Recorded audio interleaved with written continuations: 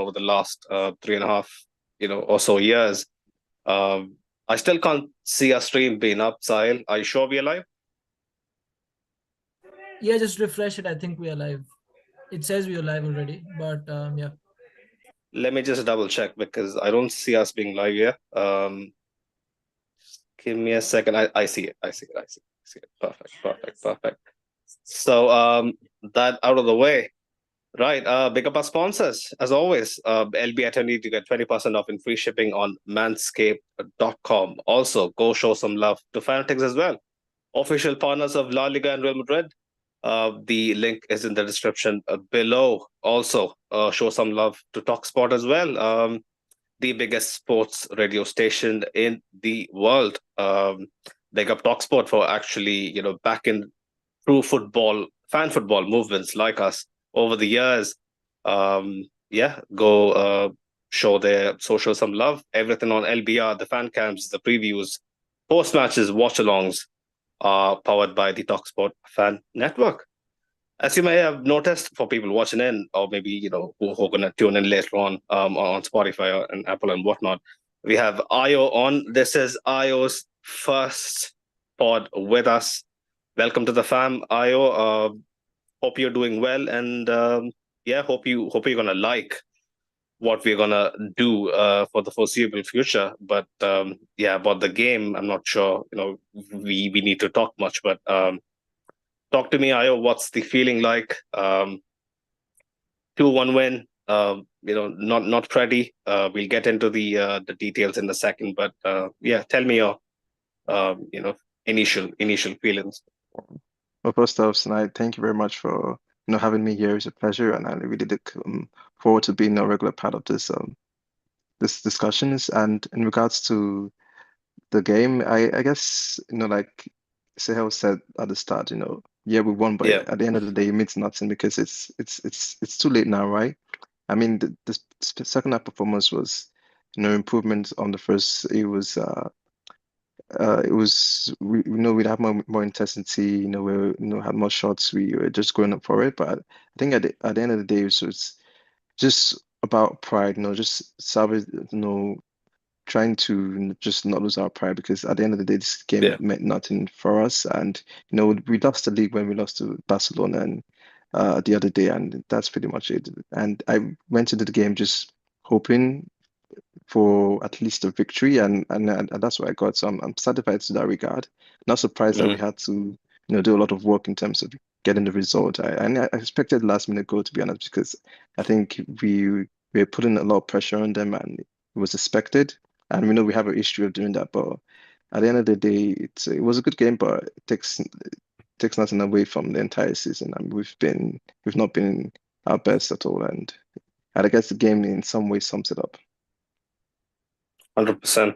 Um, yeah, like Ayo said, this has been a perfect showcase for someone waking up from a coma. You tune into this game, they'll immediately get the gist of what the season was.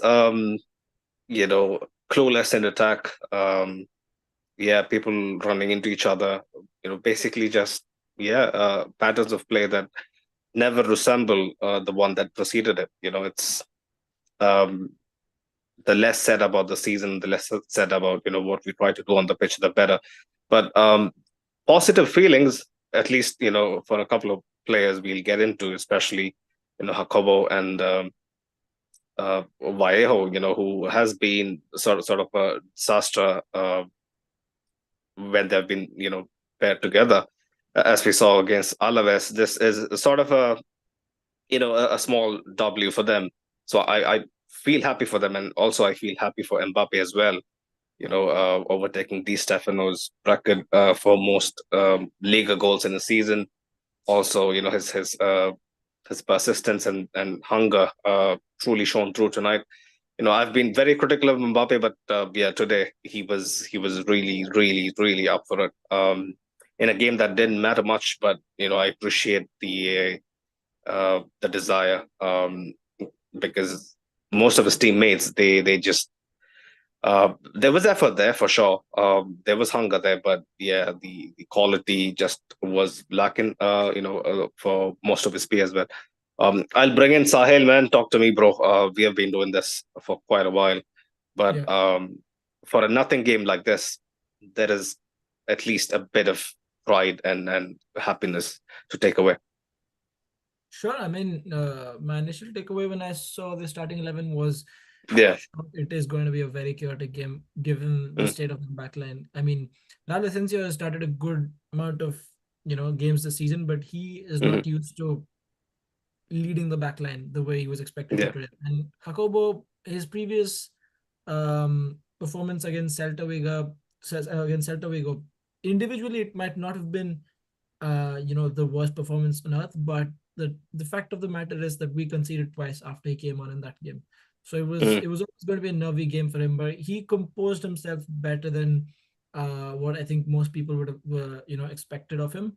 And again, that midfield, Arda Güler again being given his chance. Dani Ceballos, someone who has been sort of shaky ever since his return from injury. Luka Yeah. Modric playing out his final few games for the club. Jude Bellingham not expected to be part of the attacking, of the front three's movements, but also being given the freedom to roam on that left flank with Vinicius Junior out. The same goes for Kylian Mbappe. You mentioned how free and revitalized he looked, in his position. Sure, he's been getting his goals all season, but he looks more, comfortable playing up there, up front when Vinicius is, off the pitch. So, and I don't think that's a secret anymore. Endrick as well, he had his moments, but it couldn't really make the difference for me. So I mean, Yeah. interesting game overall, because of, just purely because of the fact that there was literally nothing to play for except, maybe pride. And so many of our first team players were in fact injured and out for this game. So it was always going to be something to watch. Definitely not going to stop watching games, even if there's nothing to, play for. But at the end of the day, you shouldn't be making a home game against Mallorca look this difficult, right? We've needed 37 shots, 26 corners to score twice. And that just goes to show how terrible we were in the final third. So quality wise, I wouldn't recommend watching this game as a Yeah. enthusiast. Yeah. So I was alluding to the guy who woke up from a coma earlier on. He watches this game, he's going back into the coma. This is something that I've said throughout the season. When our team comes together, despite the star names associated with it, it just looks like people can't really feed off each other's energy. I always did think Carlo's great sides, despite them not having the most tactically astute frameworks to back it, they just fed off each other's energy. They just improvised um, on a given night to actually overturn the tide. But our players, on paper, they did really good. We see glimpses of it every now and then. If you remember the cooler shot from outside, he's basically fallen over while taking the shot. I mean, how many players can actually not just connect but also force an otherwise um, Roman, I believe, Leo Roman, into an excellent save. You just see fragments of it here and then, but then again, when it comes together as a whole, there's plenty lacking.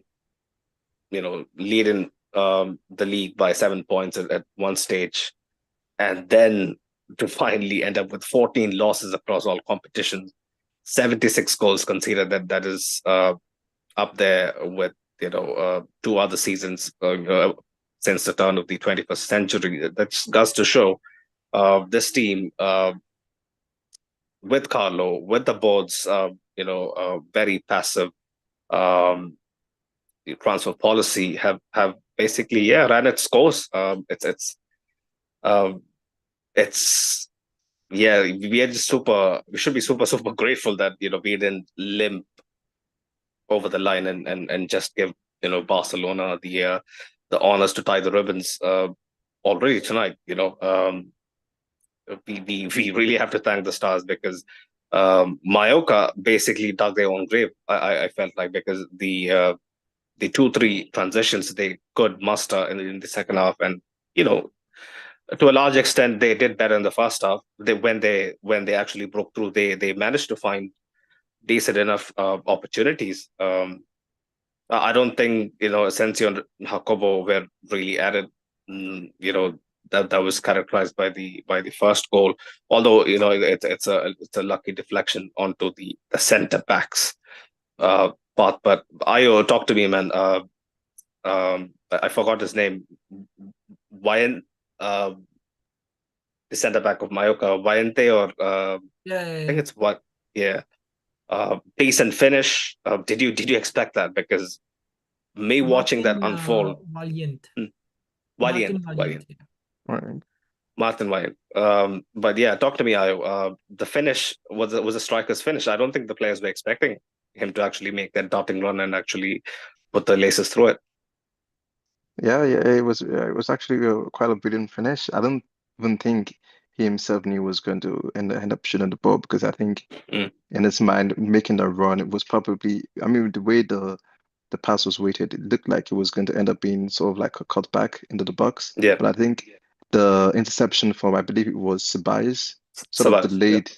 Yeah. delayed the ball. So it took uh the energy of the ball, and so it gave time for him to just sort of like what this is what I think it gave time for him to rethink his next move, and it just placed perfectly for a shot, and like again it was like a striker's instinct. Look at the goalkeeper and saw the space and then just like struck the ball beautifully.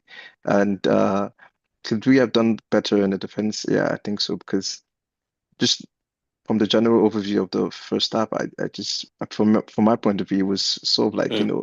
messy backline to be honest, because Yeah. sometimes it was sort of back three or back four. It was very much lopsided. It looked like we haven't I guess it's the first pairing between the centre backs, so I guess it's understandable, but for a club at this level, for a manager at the level of Ancelotti, we should be seeing more Mm. organization at the back line. But I just thought it was, especially in that first half. To be honest, in the second half, because we were so much on the ball and Mallorca was so deep in their own half, we didn't have much defending to do per se. But the first half was just poor setup defensively, and I guess that goal was so like the a pinnacle of it because we should have done better in that aspect. But Mm. no takeaway from the Mallorca player, great Yeah. finish, striker's instinct, and then it just put us on the back foot. Mm. Particularly, I think Raul Asensio's positioning there just is a bit lacking because he should be tracking that run given the time that was there between between when the pass was played and when he actually gets on the ball. So I think Asensio gets caught in the middle of nowhere, gets caught in two minds on whether to stay with his man or to go. And I think the right decision there could have been to go because Jacobo was already in the box. But I mean, what can you say? Because it's a young centre back partnership. Both of these guys have been picked from the academy. Uh, I wasn't expecting anything different. I did see a few defensive lapses, coming through, and unlucky for us that unfortunately one of them led to Mallorca's goal. Yeah. On so many occasions, when Michael actually broke through, Lauren, who is an intimidating, presence, physically at least. Uh, he was given Jacobo and Raul Asensio plenty to think about. Jacobo, we all know that he struggles in a tussle, and we have seen um, him basically struggling with it in the Copa del Rey as well. Uh, he's composed enough on the ball, but yeah, sometimes when he's put under pressure, he just lacks a bit of polish. It's understandable. Again, he is very, very highly regarded. People ask me why is he getting minutes after some of his very nervy showings. I keep reiterating the fact that there is a proven track record for Jacobo with Castilla. The club is likely banking on the potential that he has and the prospect of having someone who's homegrown as a third choice centre back. I know that that's not what Jacobo wants at this point in his career, but it is something definitely to look out for because we have banked on the services of the likes of Nacho uh, to some great success. Having someone like Jacobo who is especially with his passing range out of the back is pretty decent. we could reap the reward. And him being Spanish and homegrown is an added bonus. But yeah, I really need him to work on his you know physicality, 1v1 especially. He can't be bodied by, he's what, 6'5". Come on, he shouldn't be bodied like he's Eric Garcia. I'll be very honest. Raul Asensio, Sahil was very right in pointing out the fact that positionally he sometimes leaves a bit to be desired. When he's basically backtracking and on the back foot in transition, he's a very valuable asset because his pace and sometimes his aggressiveness, especially going into tackles, can put out fires. But yeah, when a bit more of a passive approach is needed, Raul Asensio sometimes, yeah, he just gets he switches off. He just needs to iron that out of his game. But then again, like I was mentioning, the back line, I saw Fede Valverde at left wing, during various points in the game. He was basically playing, as a pseudo right winger, especially in the second half with Mallorca opting for a 4-5-1 and yeah, basically praying to the heavens for a point. A tactical indiscipline, yeah, I've been very used to this.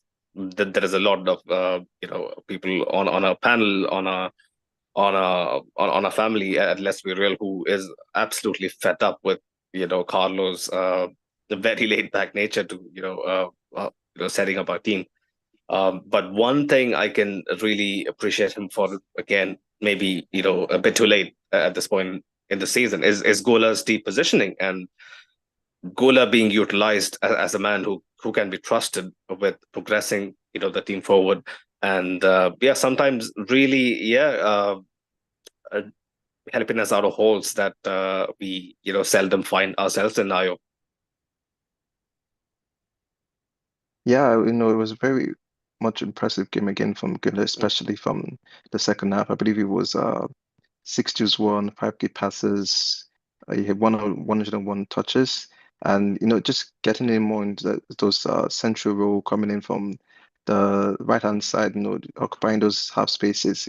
I think that's where his best position is, and I think really started him as just like just like a right winger out of the box. It's not, it doesn't really help much. It helps when he has a more dynamic position or role in his game, and it helps him to be able to feel more comfortable in the game and get in the game, get in the groove, be able to, I think, getting better at setting the tempo and pace of the game, and really even having, I think it was a good partnership sort of that he had with, having Modric in that middle, because I think we needed that experience there today, not to just assist Gula, because he is lacking at some things in his game. But I think having Modric on that pitch, although there was sort of like different positions, but I think it did help a bit take off some of that pressure off him in order to just not the team looking or him feeling the pressure of just being the sole creator, but he did step up in several ways. I'm not sure how many shots he had on goal, but it was At there was least some at least sort of four like, or five. yeah, there was some of like impressive shots that he took. So I think we need to see more of that from him. Obviously next season, I think we'll be seeing more of that for him. But it just shows that he has a lot of potential, and I'm excited to see him under Xabi and see what Xabi can bring out of him, because we know he has good track record of doing a lot with players, especially we see his work at Bayern Leverkusen, of course, and yeah, so I think Gullit has a lot of potential. Those crosses, I think it was 5 accurate crosses, 92% passing accuracy from those corners and from on the pitch. So yeah, there's a lot of potential for Gullit, and only positives to take away, to be honest. Sunid, now that you've already mentioned Carlo, I quickly just want to ask Ayo, because it's his first time on the podcast, about his views on Carlo and how much of this season lies on Carlo. Quickly, just if you can tell us about that. I'd say a good percentage of the blame goes on Carlo, because obviously the board and Perez, it's incredibly just poor planning, especially in the winter transfer window when they had the chance to really bring in reinforcements for especially the defensive positions, right? And they failed to do that. But I think given the tools and experience that Carlo Ancelotti has had, given his track records, we should have done better, a lot better. We should still the title race should be going into the last game of the season. We should at least have made the semi-finals of the Champions League. And I think just poor tactics all around from someone of the caliber of Ancelotti that you'd expect, because it's just a massive difference from last season, right? Last season we had our problems here, there, no doubts. But at the end of the day, we still look like a team that knew what they were doing on the pitch. The team cohesion was very good. The tactics were hit and miss here and there, but they were on point. The players knew played as if they've been playing with each other for like 10 years or whatever, right? But this season, it's like the players don't even recognize themselves. The tactics look like it's from an inexperienced manager. It's just it, it it's not just the team cohesion is just nowhere to be found. It's poor all around from this season, and the drastic change from last season is still, I mean, we see it all the time with Real Madrid, because if you see the track record after a fantastic season, usually with the next season we sort of like struggle. But this is just, especially with the addition of Mbappe, we should be doing better, to be honest. And just touching on Mbappe, he did not receive the Real Madrid he deserved this season. 40 goals in no competition. That's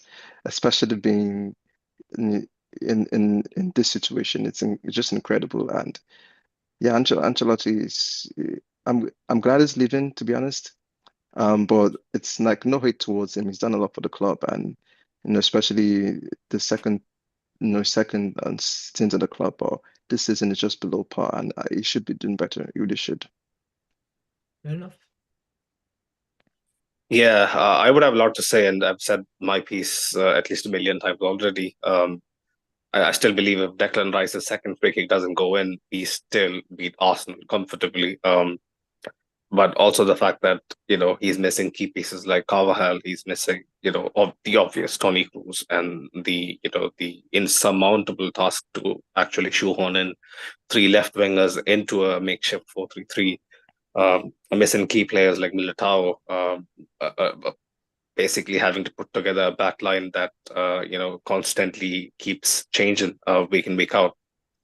I'm telling you, even if Jesus Christ is the manager, this is the end result for the season, and we'll see that with Xabi Alonso. Like all the people who are claiming that he's going to turn wine into water. I've said this on many occasions. Xabi Alonso is one of my favorite players ever growing up. He is the truth. But our club works differently to most clubs. Our board isn't very keen on a back three, so I'm keeping my tabs on it. I still truly do believe, at the first sign of adversity, the board is going to be super intent on forcing Xabi Alonso to revert to a back four. And although we have been looking like we are being proactive in the transfer window, a back three, especially something that Leverkusen used to play, if he's about to replicate that with us, is going to require a bit more technicality, especially in terms of know-how basically adjusting to that formation, and it would require expertise that we would need to dip our foot in the transfer window to actually acquire. I don't think someone of the like of Dani Carvajal can slot into a wing back role and excel. I honestly don't think so. Neither does Fran Garcia. Fran Garcia probably to an extent. Bendy, nah. And he's more of a left centre back, honestly, than he's not going to play centre back side. I know you raised that point last pod, but I don't think that's going to be the case. I see him more as a left centre back than a left wing back at this point, because no, I get your point. He has experience playing it, but it remains to be seen.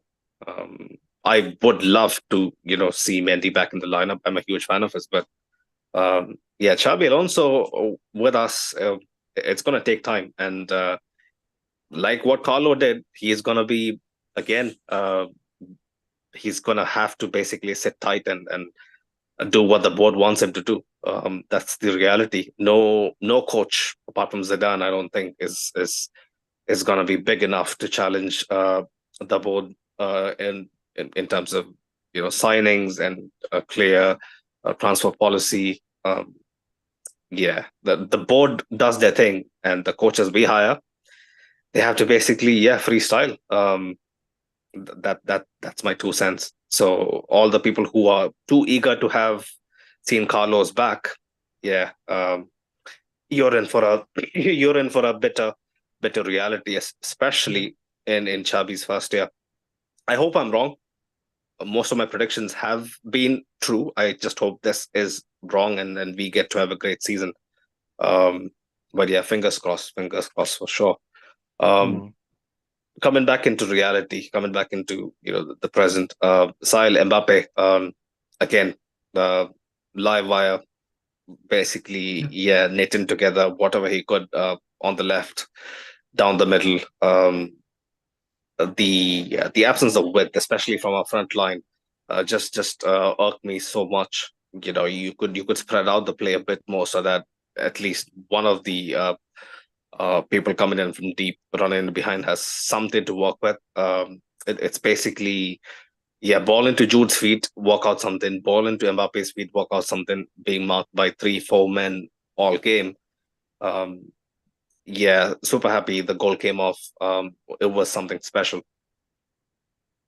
It truly was, and it definitely built up to that moment, because the 20-25 minutes leading up to that goal was just give the ball to Mbappe and hope he does something, hope he produces something in the final third. And not everything Mbappe was attempting, was coming off, but we saw audacious attempts. We saw, stuff, flicks, shots from long range that he wouldn't in his wildest dreams try with Vinicius and Rodrigo on the same pitch as him, expecting a pass, right? He has a certain responsibility. So when he's sort of playing out of the expectation of him as a 9, because again, we have to remember that Endrick was on the pitch today. So he's not expected to be the sole goal scorer. Neither is he expected to be the sole, I don't think Endrick commands the same respect, Absolutely not. Absolutely not. But he at least had, and I'm only speaking in terms of, box presence. You're not missing a box presence when Mbappe is on the edge of the box trying to create something out of nothing, because you have Endrick in the box, right? You still have Jude being able to make a run. And you're also not missing, say, the presence of a playmaker from in behind who can cross the ball, because you still have Arda Güler on the pitch. So I think for a little bit, I saw a little bit of balance that we have struggled to recreate with the 4 leading frontliners on the pitch: Jude, Vinny, Rodrigo. There's just too much directness of sorts, and there's nobody in behind actually willing to be the playmaker. As much as Vinny might try from the left, he doesn't combine the way Jude does, or say Arda does, or Brahim does, right? Yeah. So that's the thing. Mbappe, when he does play in Vinny's absence, is his spark is more it's just there for everyone to see, and that's what I like about it. And today was just one of those days where unfortunately just one of his 7 shots on goal came off, and one of those long range strikes could have easily gone in, but their goalkeeper put in a performance and a half. And just Pichichi is almost guaranteed now, and I know we promised not to speak too much about it, but you've got to feel happy about it, for the player himself. I'm happy that he is actually getting some recognition, but what does it do for our season is again my question. That brings me down bad again. I'll be honest, but that's the critical difference from this year, last year. This year, many people have said this. I remember was one of the first people who actually told me this. There are too many cooks in the kitchen. Too many cooks. When it's Mbappe, Rodrigo, Vinicius trying to do the same thing, it just doesn't work. And we'll really have to see, even if the rumor 3-5-2 is being spearheaded by Vini and Mbappe. I don't see how well that could work. Last year, what we did so well was the fact that Jude Bellingham, who played Cam, could basically carry the burden of holding up the ball and basically uh, stitching stuff up together in a front line. It really got to see how much of a difference he does in the final third, even in this game, even at basically playing with just one leg. Like I do think Bellingham's gas is running on empties for at least a couple of months now. That, He and just yeah. he's also very ineffective when he's playing as a 10 against low blocks. That I've noticed. Even when he's going against low blocks as a 10, when his physicality cannot, sort of change the momentum of a game, it doesn't look too exciting to watch when he's just going up. Yeah, he isn't someone who can basically dribble past the entire low block, right? He isn't that player. For that, or Vinicius, but Bellingham is just not that kind of 10 or playmaker. So it's refreshing to see somebody else in. I would personally put him up top if it's a 3-5-2. I want one of Mbappe or Vini to drop out. Yeah. Exactly. Yeah. So yeah, I'm not too keen about what's going to happen next year. We need a target man. It's as simple as I don't know how all the rumors we see day in day out doesn't include. Yeah, we need someone in the vein of a Lukaku, in the vein of a Sorloth, and in the vein of a Shesko. We need someone who is physically imposing, who is, at least for namesake, someone who is a BTS striker, who is ready to get on the end of things, deep in games where we need, that moment, a knockdown or a header, back post. We have nothing of that sort. I mean, do you agree with my sentiment? Because growing up, we used to be so used to, Cristiano, Benzema, Bale, Ramos, Casemiro, you name it, all these guys being super imposing in the air. When your tactics doesn't really fetch us 3 points on a given night, it's them bobbing forward and whipping in crosses and hoping for the best that eventually, led to the historic double, I believe, in 16-17. Yeah, I agree a lot. I agree a lot what you're saying. And in the words with Courtois, it's like we lack just solo this season, and it's so clear. I mean, you have Endrick, but Endrick it doesn't provide the physical presence, it doesn't provide the height that's needed to meet those crosses. I mean, how many was it? 26, 28 crosses today, and none of them led to a goal. And it was just corners, 26 corners. 26 corners, and none of them went to the goal, right? So it's just like, and most of it, I believe, was just cleared away. And it just goes to show how, the physical presence it's not there. You even in terms of just crossing from open play, we still have to rely on Bellingham having to run all the way from midfield into the final third and trying to get on the end of those crosses. In the second half, we're relying on the defenders like Jacobo and Asensio getting forward to try to meet those crosses all the way from the fence, right? So it's disheartening to see how our European competitors, they have that physical presence in the box, and where we're the team that relies a lot on crosses, we won't have anybody in there, and it's just like, what are we doing? If you don't have someone in the center box that put physical presence, you change your style of play to compensate for that. But we still, put in the crosses there, sit there's someone there to put them in, and it's just not the case. And this just going back to the criticism of Ancelotti, where you have to be able to adapt to the situation. And I think that's one of his major flaws this season that he showed, where he just has failed to adapt to the situation of the squad this season. He did adapt last year, Ayo. He won a historic double. He did adapt last year. The La Liga triumph. Yeah, and that's why it's a very much a reasonable criticism, because you saw he was able to do that last season, right? So why don't we see that being reflected this season as well? I'm telling you, the pressure from the board to play a front three just derailed our season. I'll be very honest. Very, very honest. Because how many games did the front three not actively start, apart from the ones they were out due to suspension or injury? I don't think many. Whenever they're fit, all three starts. Big games, I believe especially. Ancelotti has the credentials to withstand that pressure. But it I don't just think maybe so. in terms of personality, I just maybe he's not the type to put his foot down and say, I know this isn't gonna work. I But don't think so. fair enough. But I think we should have done better in terms of just fixing this problem of just not having It's easy to throw Carlo under the bus, you know. I'm not blaming it entirely. I can understand the Yeah. situation it's in wanting to you must have Mbappe on the field, you must have Vini on the field, you must have Rodrigo on the field, but I think it would have been an easier choice to even drop Rodrigo, especially during the later half of the season where he didn't show up in any way, shape, or form, right? So that decision that would have been because I think Vini and Vinicius they were putting in some good performances here and there, right? But Rodrigo, we was just the more the season went on, the more it just disappeared. So it would have Yeah. been justified to go to the ball and say, okay, you put him under pressure to play the front three, and Rodrigo is just not doing anything for us, and we need results right now. And I think that could have easily been done, right? But again, I understand that there is external pressure, there's pressure from the player side as well.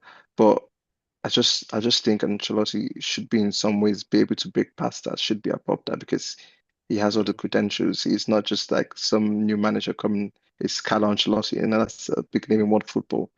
5 Champions League trophies is, I think he shouldn't be too much affected by that. Yeah, yeah. I mean, the 5 Champions Leagues you mentioned is also a testament to his adaptability, I'll be honest, because without adapting to what he has, especially at a club like ours, where the coaching staff necessarily doesn't, dictate the transfer policy, that just goes to show he did what he could. I mean, it's a sorry sight seeing him on the touchline at times, but I'm gonna defend him that this is the kind of loyalty that you may have to put up with going forward, Ayo, in terms of Carlo. For me at least, he gave me so much, so finishing the season like this is just not great, not Yeah, great. absolutely. Ancelotti is one of my favorite managers. I love him a lot, but I mean, I give him credit where credit is due, and I sort of like criticize where Oh yeah, criticism is, I have is as well. I valid, have as right? well. I have Yeah, absolutely no doubt that he's going to do fantastic in Brazil, and I'm excited to see that side, right? But I just think with not this sure current Real though, but Madrid, mm, I that's debatable, right? But I do think he's going to do not like I don't think he's going to win the World Cup. I think it's going to be a massive improvement mm, to the Brazil side we've been seeing of late, right? But I just think mm, currently with the current setup in Real Madrid, the lack of you know um the lack of backup for players, the situation with the board, the pressure from the board, I just don't think he's the right man to be in place yeah. currently. Obviously, the club needs Yeah, a And I think refresh. even Sinead agrees with that it's pretty much the end of, a cycle and that yeah, there needs to be it replacement. is. Yeah, and with Xabi coming in, I'm not worried. I'm not worried about Xabi Alonso, to be honest. I obviously know he's not like can just flick his fingers and then we've got all of a sudden be this fantastic team. But I do know that you give him time, then we're gonna be a great team under Xabi Alonso. The first season might not be what everyone expect, but you give him Yeah, time. You were just one win away from completing an entire season with a treble unbeaten. yeah. That's not luck, and he's Hmm. shown a great deal of adaptability in Bayern Leverkusen, and I think that's Yeah. something that we need, especially and a coach with fresh set of ideas that learns from his mistake, Mm. that adapts not just with the players he has, but tactically in game as well. And I Mm. think Xabi Alonso brings that to us, just a fresh set of ideas that we really need, and someone who's also 100%. familiar with the club culture. Mm. The manager bounce is going to happen. I did mention on the last pod though that Leverkusen has a very low profile. The expectations are rock bottom. They have never won a major title in their entire history until Xabi Alonso did twice. So Mhm. him basically coming to Valdebebas isn't going to be of the of the year, he's not going to expect the same level of compliance from this set of players. I hope he does it, because Leverkusen, although pretty exciting, they do have very, very structurally demanding, positionally demanding set pieces. I mean, set pieces in terms of positionally demanding positions all across the pitch. So, the likes of Mbappe, the likes of Vinicius, the likes of you know the so-called star players, the so-called elder statesmen as well.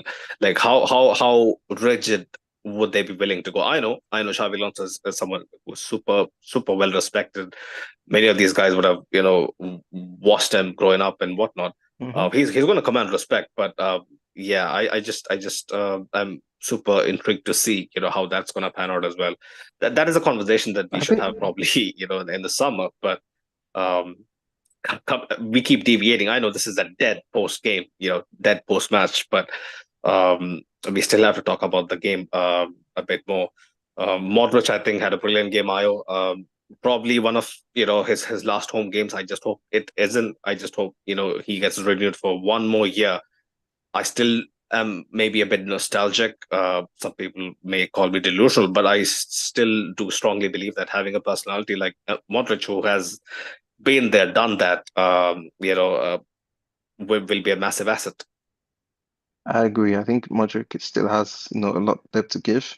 Not necessarily as a starter, but in terms of in the dressing room, in training ground, and also just coming up as a substitute, I think he gives a lot to the team, and we saw that again during this game. He had a couple of shots, tricky passes, 1-7 duels, 92% passing accuracy. He still gives a lot to the team, and I believe, and just having him on the pitch, having him in the dressing room, it gives a lot to the youngsters as well, but also just to help the team to just transition as well, because I think we're going to actually just go to sort of like transition phase, and I think having the more experienced players we have to be able to guide the team through that, the more I think the quicker and just the transition will be, and the more successful I think will be in that regards. So even if it's just for one more year, because even in terms of just the legacy, I don't think he deserves to go out in a season like this. Yeah, And I hope not. yeah, and it doesn't even for me, it doesn't look like the matter is settled yet. I don't think it's necessarily more on his way out than he is staying. So I think it's Yeah. a bit 50-50, but I'm hoping You know he what I stays think, for at Ayo? least one more season. Yeah. You know what I think? The club is going to be like I've seen it on a couple of occasions. I know it doesn't necessarily pan out for some of the the egoists that we have had. It didn't turn out well for Ramos, but Modric, who is willing to take up any sort of a role, isn't willing to Yeah. is willing to basically maybe take a pay cut. Even the club and Modric would sit together and look at the calendar. 2026 World Cup is just 12 months away. So him being in Madrid is going to keep his fitness levels high, and he's going to still at least train at a very high level. So I do think the club would do him a favor, keep him around. I do still think the club is doing him a favor, because as much as I love Modric is about Cruz for me personally. He is surplus to requirements at this stage. He can do a lot coming on off the bench, but how many times can you do that consistently? With just 20 minutes, to work with week in week out. And Modric, we have said this many occasions. I think Mo was the first one to point it out. Modric is someone who thrives on the feel of the ball. He just needs to, he just looks lost, looks soulless if he doesn't, get ball to feet. So,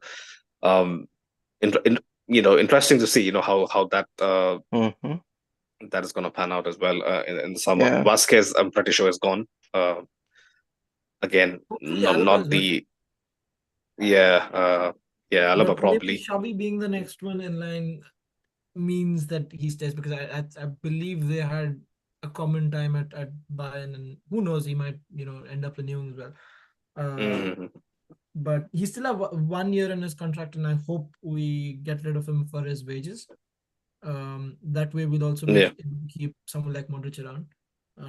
But yeah, Vasquez, it does seem like the end of his time at the club. I'm gutted. I'm gutted. People just hate him.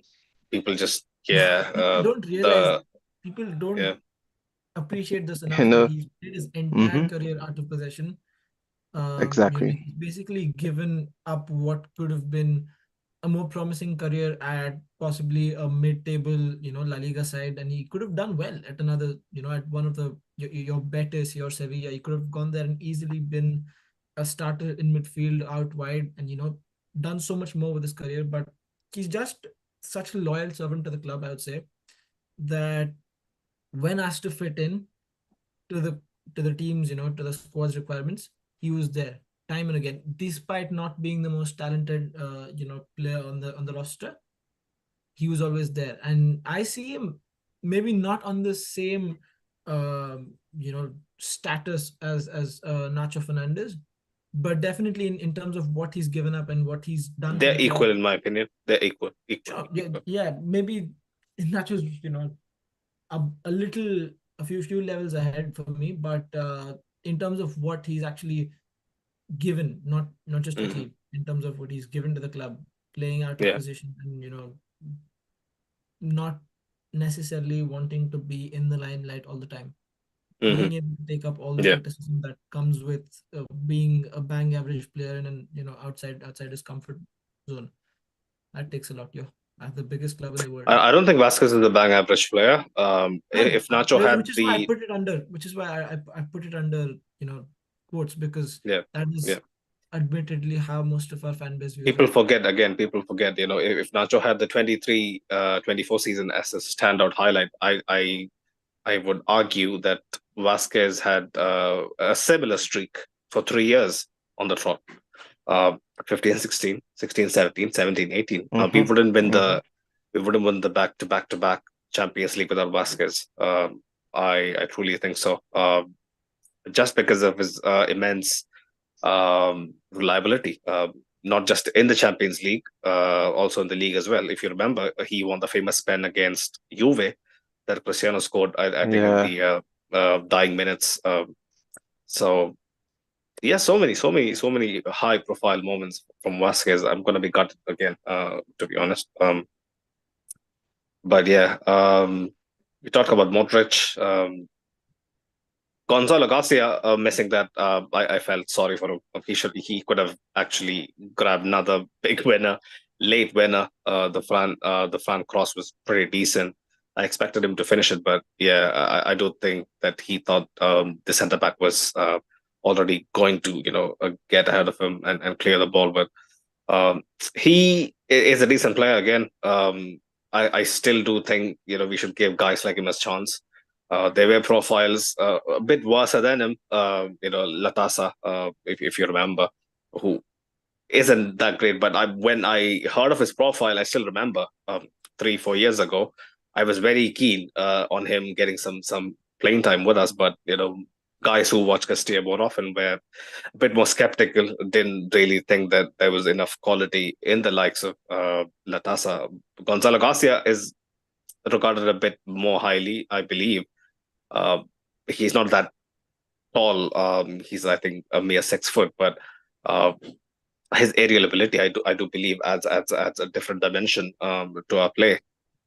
Things like that, yeah, maybe Carlo could have done better, but his track record with not really trusting young guns and him relying on Gonzalo Garcia to come on and deliver, I don't think we'll get to see that ever. But yeah, More out of stuff like that. necessity than Mm, choice, yeah, to be honest. that's what he did with the Endrick thing. And Endrick, I've said this time and time again, he has to really, really be on level with Messi, on level with the likes of Paulo Dybala, on the level with the likes of Kun Aguero, to carve out chances for himself. But because how many times will we feed him the ball in extremely promising positions for him to finish? He doesn't have the breakneck speed, doesn't have the physicality, I don't think, to excel as a lone striker. Maybe as a second striker who's deeper. I don't think in a structurally functional front two say a 4-4-2. I don't think he can slot in and deliver consistently because he's coming up against juggernauts, game in, game out. So that's another, potential uh, transfer that may not work for us in the future. I really do want it to work. Endrick is, Brazilian. I love the Brazilian national team. I just hope all their players who come to our side excels, but that's also something we need to keep tabs on because decision making, again, we had a couple of times today, not great. The one decent chance he had, skied, absolute rosy. I do expect, a guy like Endrick, who is supposed to be, hungry for goals, to find better finishing touches, man. Yeah, people, again, like I used to defend him against Farouk, who has a notorious tagline: "Age doesn't matter," especially in our game. If you're 16 and you're good enough, you get to play. I mean, I used to mock that, and then I saw Yamal emerging and him staying in the Barcelona first team, him winning Euros. You look at Endrick, maybe he doesn't get the same luxury of minutes and consistent game time, but yeah, I expect a lot more from the likes of Endrick. Yeah, just very raw talents, Ned. I mean, Yeah. What more are we expecting? We don't have the right kind of environment to curate this kind of raw talent, which is Mm. why most of the players who come into the club at this age, you speak of Martin Odegaard a few years ago, Yeah. eventually end up going out on loan, successive loan spells, in fact, 2 or 3 loan spells, and then they find their footing. And when they're in the form of their lives, they come back to Real Madrid. So many of Mm. many people do suspect that the same thing will happen with the kinds of um, you know for performances we've been seeing with Endrick. Arda Mm. not so much because Arda's actually impressed come the latter end of the season. But Yeah. in the comments we have Ashik suggesting that Endrick should be playing with Castilla or anywhere else. I don't think with the price tag like that, I don't think he'll be playing with the Castilla, honestly. What do you think? No, I don't think so. I mean, Perez has certain, you know, he has certain power hungry moves that he pulls out, from time to time, and this is one of them. Endrick, well, I don't think he should be realistically with Castilla, but no, it's not going to happen. If Vinicius can go into Castilla, if Rodrigo can go into Castilla, I'm not sure why Endrick can't at a Endrick. much younger age. Fair But enough. yeah. Quick thoughts before we get into the comments. Io, the flick from Vallejo. I mean, the meme completely uh, demolished at this point. The flick was ingenious. If Bale did that, he is winning a Champions League. Unfortunately for Vallejo, he has to settle for a 90 plus 4 or 3 assist to Jacobo Ramon. Again, the finish, man, that's a top striker's finish. You would watch when Baston finished that and be like, yeah, that's someone who has uh, the who has an eye for the for the back of the net. Did you expect that to go in? Did you expect that move to actually come off? Hmm. Yeah, I think it was, really great instincts from all 3 players involved. I think, Frank Garcia just, hoofing the ball back into the box immediately instead of taking a touch. I think, was a, great play from him. I was actually, sort of nervous because I thought he was going to lose the ball in making that play, but I think it Yeah. was it was the right call actually. And then just Vallejo, having again that right instinct to just again try to get the ball as close to the goal as possible and just hoping that someone is there. And again, Jacobo just having that striker instinct once again from like center back a second time in the game, just to remaining in the box, trying to just get as close to Yeah. the ball as possible, your eye on the goal, and then again that finish was just fantastic. Yeah. It was Yeah. it was a perfect finish for that because any more power, any more hesitation on the ball, and then it doesn't go in right. So it was just a perfectly placed finished, and I don't think there was anything the keeper could have done to stop that. Yeah. Pretty chuffed about it, to be honest. That was the biggest takeaway from tonight's game. Again, people who are going to be coming after me. This is no hate on Mbappe. I did give him his flowers. He was excellent tonight. But also we have to kind of mention the fact that Jacobo and um um who was it? The the centre backs. I mean, the centre back pairing late in the game, Jacobo and I'm Vallejo. blanking out. Yeah, Vallejo.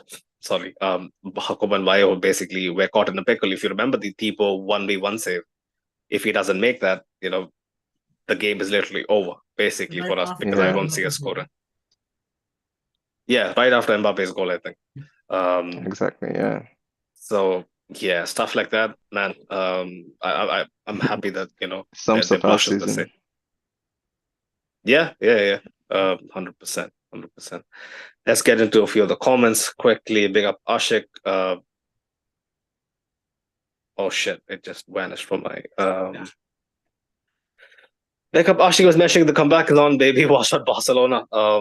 Not a very compelling performance, but we were missing 10 players. However, Endrick should be playing with Castilla or anywhere else. Always good to see our own score, especially a winning goal. 100%. Big up Danielson. He was mentioning you good guys. We could be better, if our team did the job a bit earlier this season. Big up Marco, a la Madrid. Ashik was mentioning we don't need any more signings. The team is complete. Get used to hearing this by the end of the transfer window, and we'll sign no one. Housen is here. 58 million. This is the price we need to pay for Xabi Alonso's system to work. And this is just the beginning. Just the beginning. I'm not sure about Frimpong's transfer situation, how many years he has left on his contract and his release clause on whatnot, but I would love him and Theo to join. If Theo and Frimpong comes on, I think we have a decent chance of doing well, because without proper wing backs, I don't think 3-5-2 or Xabi Alonso's 3-5-2 or any 3-5-2 for that matter would suffer tremendously. But yeah, Housen, decent signing. Thoughts, guys? I haven't seen much of him, but from the bits I've seen in the Premier League and with the Spanish national team, he seems like a decent player in the making. But I think I agree with Farouk as well, who was pointing out the fact that he is a bit of a rough diamond who needs a bit more polish. Yeah, I haven't seen a lot of him as well. What I do Mhm. know from what I've seen, he has the height, he has the passing ability, the composure on the ball, two-footed as well. I think there's a lot of potential there for him. And for us, I don't think it's necessarily going to be starting games outright, but to Yeah. have him as an option definitely helps out a lot. I think, Is he a left-sided centre again, back? it does play left-sided, but he's two-footed. Okay. Yeah, so you can, pass those balls with either his left foot or his right foot, so that massively helps a lot. So you can play on either side of the fence if necessary. Mm. And also in terms of Shabana also coming in, Yeah. it can also be very much, be put right into if in any case we have to use Sotri at the back. But I Mm-hmm. think in general he's a very good signing for us. I think there's so much needed because we have needed centre back reinforcements for a while now, and just having one finally just takes the some bread off our shoulders. Yeah. How old is he? 19, right? 20. It's 20. 20. That's crazy. Yeah, I hope he has the metal to play for us, to be honest. But yeah, still it's not a statement signing. I need Saliba. I need the likes of Saliba or Bastoni, or I know it's not realistic, but we need to have that experience. We need a Rudiger like signing, not in terms of us waiting or just hoping for someone to run down their contract when when their eyes light up at the chance of playing for us. I mean, that's a completely unrealistic look at how we should approach this fight back. This Yeah. remontada in terms of us being a club, because I know we have. I know we don't have the funds necessarily to go after every player that we desire, but yeah, man. If Xabi Alonso needs to work, I do think the board has to be a lot more proactive. A board has to be a lot more uh, complying, because the moves that we see right now, I'm pretty sure it's out of pure necessity. It isn't out of us basically, building a decent, a backup or a decent, set of players who can, slot in when needed. This is us being desperate to make sure that Xabi Alonso at least has a chance in his first season. And It's shocking. Clubs around Europe are going to charge us accordingly. So the price tags of some of these players are going to be insane. And I think with the centre back situation particularly, Sunil, a lot of people forget that Eder Militao might not be the same player ever again, because he's just come back from successive ACL injuries, and the greatest of footballing talents have never been the same agility wise, and even in losing a few yards when it comes to pace.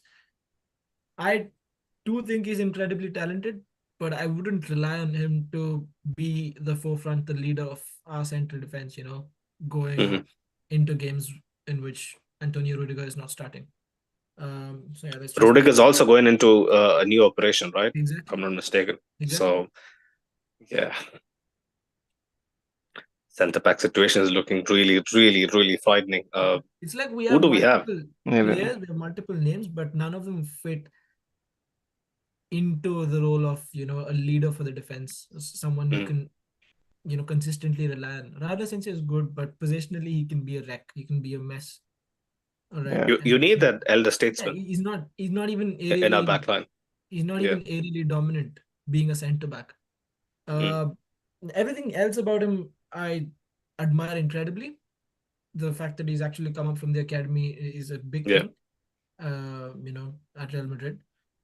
Antonio Rudiger, like you mentioned, he's been played through his skin this season, and that's one of the downsides of playing a 30+ centre backs for so many games on the trot.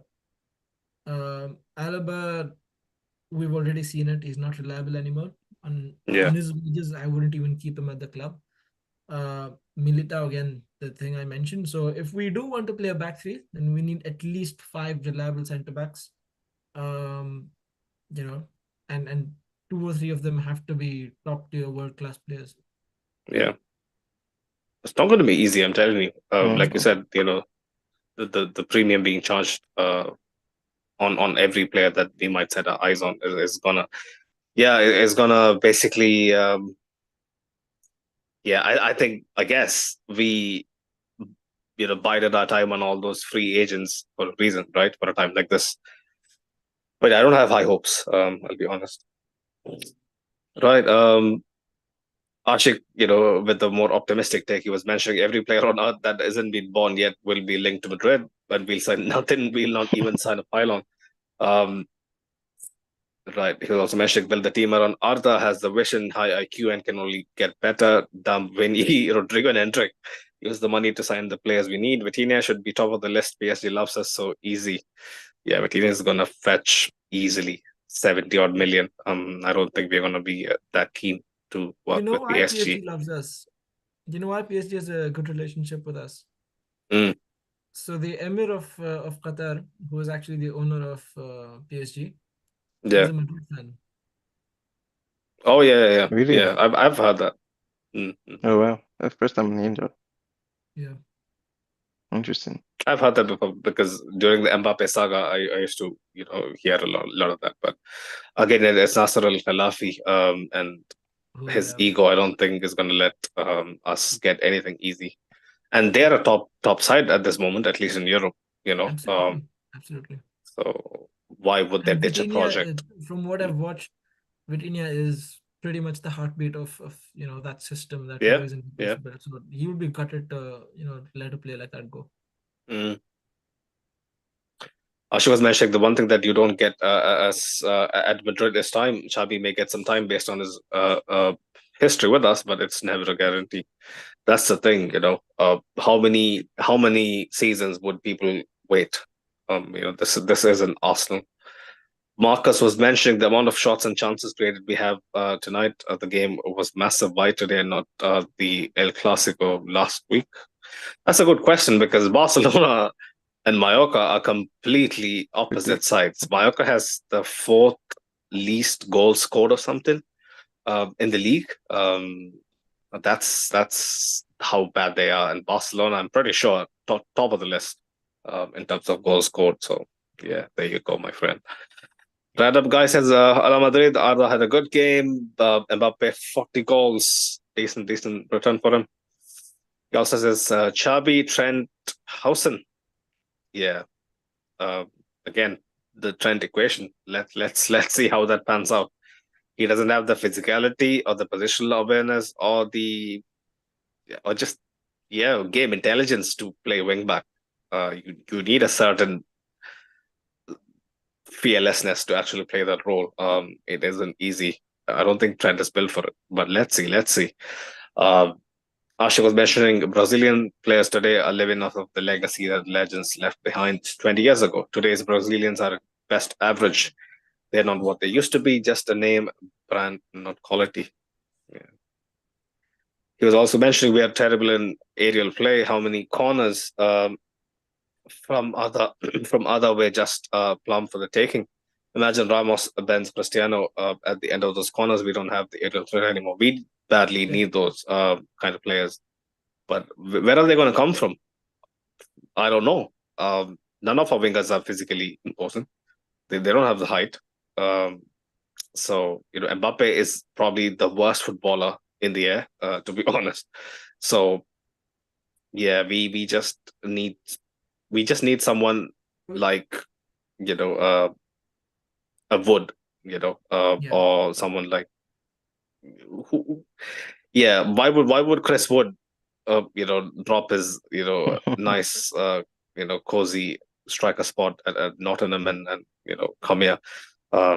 We need someone like that, to be honest. But yeah, would our club really buy someone like that for the sake of the squad? I don't think so. Yeah. That's just But one I of the do things wish, that. Mm, mm, I do wish that of the existing squad of the players that we do already have, I do hope that players like Rudiger, players especially like Germany, mm. more of that aerial threat that they do possess is Germany's exploited. still decent, No, but exactly. No, exactly. The players I've that been do watching Rudiger have for a quality. long time. No, He that's has what never exactly been the what I'm guy to saying. score headers. The two players that Mm, do actually have aerial, presence and quality mm. in the air. I hope that's more, taken advantage of in a offensive sense. I guess that's pretty much it, boys. Any final thoughts, Ayo? Well, it's the same as the start, At the end of the day, it was good to get the win. It doesn't really mean much at the end, to be honest. But I'm just glad at least, Barcelona didn't get to win the league on like how they feel in this game. But looking We get to forward, strap in for I one think more week, yeah. yeah, yeah. But looking forward, I think we just have to focus on just, trying to integrate some of these youngsters and see who we can use for next season, who we can use for the Club World Cup because as the season is might be nearing an end, but we still have to play for the Club World Cup and we need to be able to know who's ready in order to fill in the steps because we fill in those positions because there's a lot of like players missing, injured, unfit. We don't know the Hmm. situation of Bellingham if he's going to have the surgery. We don't know if Caravel is going to be ready. We don't know if Rudiger is going to be ready. So there's Hmm. still a lot of uncertainties Hmm. for the club going forward. So I just think we need to just Yeah. focus on, I think, turn our attention to the Club World Cup, just both on the pitch, in training, and in the boardroom, and just try to get us, as far as in the competition as possible, possibly even win it, Mm, because I think we need that, boost in order to just go ahead for the next season, especially with Xabi Alonso leading the lines. I think that mhm. would be very much confidence booster.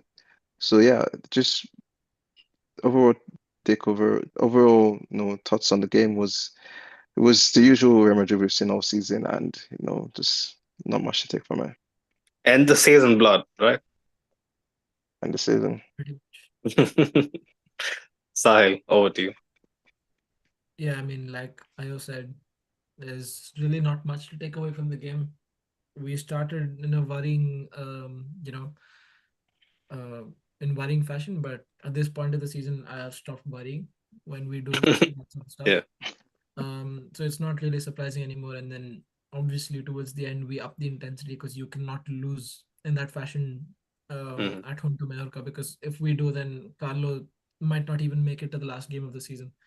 Uh, with all due respect, but I'm just, with regards to Carlo going out, not necessarily on a high, but more so in a terrible trophyless season that we have endured at the end of his stint, and what is possibly the end of an era. So I just hope people see it for what it is, and don't jump on the bandwagon to criticize Carlo for one bad season, where admittedly he's had flaws and he's been found out. His ways have been surpassed. But just in, Yeah. in the bigger, in the grand scheme of things, in the bigger picture, Xabi Alonso is very much in the near future, possibly a month away. The new signings are on the way, and that's all been talking. That's all the fans have been talking about in the media as well. So exciting times in a way that the club needs to move forward and focus on the next big thing, which I don't think is the Club World Cup particularly, because again, it's more or less going to be a glorified preseason tournament. We'll see how that pans out. Maybe it is, a rehearsal We'll for. be taking it seriously for the money. I think there I is hope. a decent I hope. prize money I'm But more in, you I'm never at more, the know. end of it. yeah, more in it for the money. Yeah. So I mean, you never know with a tournament that's just been introduced. Um, but yeah, like I said, the club needs to move on to the next big thing, and just the last, what, 2 games now, or is it 3 games? Couple more games. Yeah. So yeah, we just need to win it and finish out the season. Hopefully, we'll get to see more of these guys. Jacobo, Gonzalez, more off the bench, even if some of the first teamers come back from injury, because now pretty much Sinead, there's nothing to play for. These guys deserve a run out. The guys who have not had as much playtime throughout the It's not preseason. as easy, right? I'm pretty sure you know the Correct. fact that we need 7 first team players on the pitch at all, or No, at all the absolutely, time. absolutely, Yeah. absolutely. I'm Yeah. just saying, give them a run out, right? And I think Mm. Ancelotti sees that side of it, even though out of necessity. I think he has a certain empathy for the players that he realizes he's not, particularly done justice to this season. It's So like how we finish a game and then go back to finish the side quests. That's how Carlo yeah, treats the Castilla boys. right. End of the And season, there's nothing wrong with give them that. a run out. Mm. I don't think anybody questions Carlos, need to start his best 11 game after game, because Yeah. such is the pressure at Real Madrid.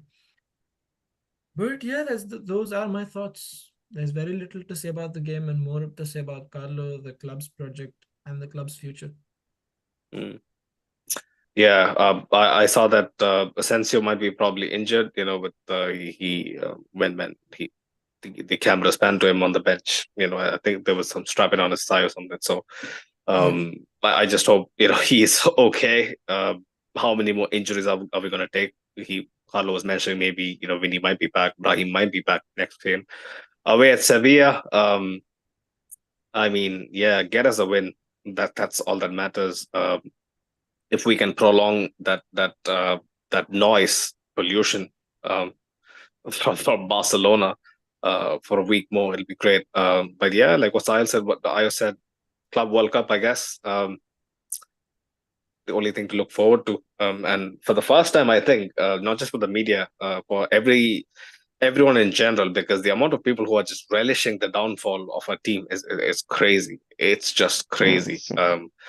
It's insane. But it's expected. There is levels to this game. We are rightfully getting the heat, and at least a gazillion eyes will be on the Club World Cup to just watch what Xabi Alonso is going to do with a Madrid side that has lacked identity, that has lacked fight, that has lacked um, any ounce of personality throughout the season. Let's see what he can cook. But yeah, boys, big up the chat, big up people tuning in later on as well. Big up our sponsors. Links are in the description below. Also, the kits for next season are out.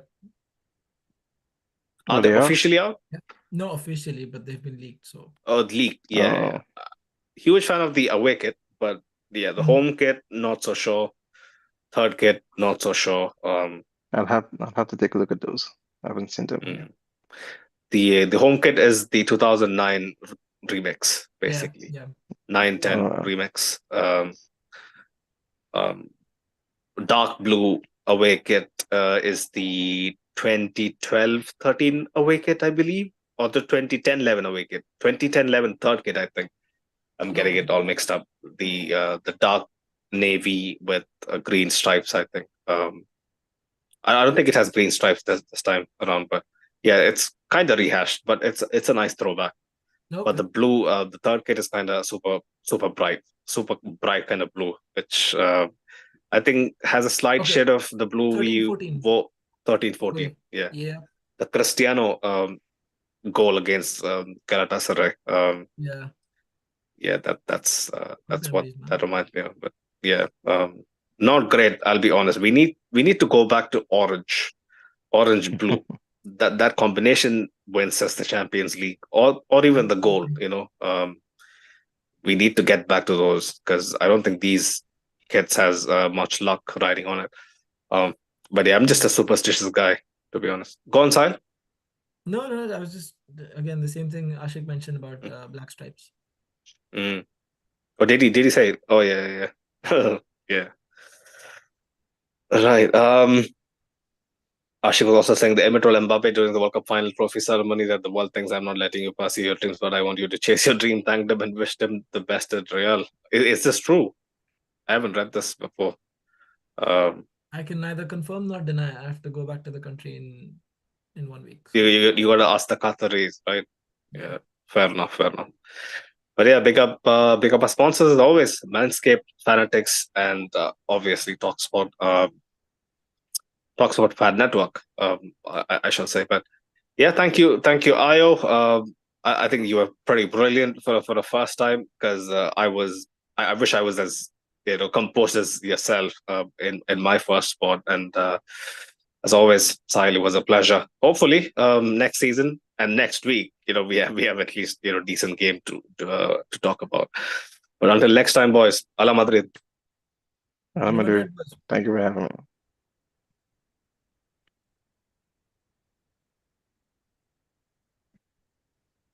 All right. Right, Ayo.